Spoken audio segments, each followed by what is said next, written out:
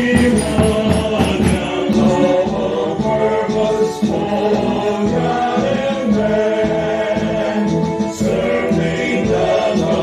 na nagkakaisa sa ating layunin ang maglingkod sa mga bata, lalo na dito sa inyong komunidad, hindi lang dito sa buong mundo.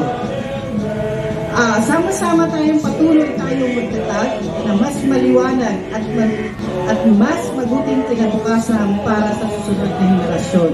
Kaya nagpapasalamat ako sa inyo, Mary Rose, at the rest of all the Division 41, lalo na dito sa Quezon San Miguel. Binigyan niyo po kami, sir, ng inyong pahintulot na magtatag tayo sa mga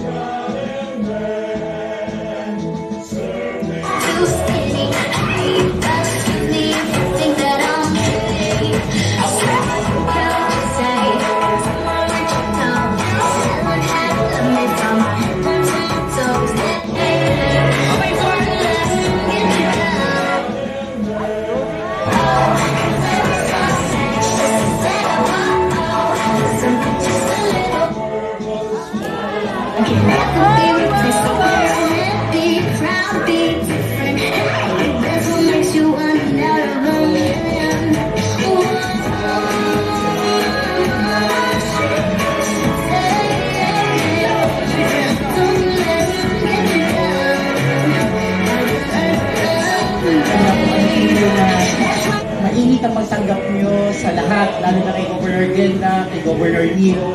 Sana po ay kung ako ipapalarin, ganun din po kainit ang yung pagtanggap. Isa lang po sa pangako sa inyo, aking mga mentors ay naandito.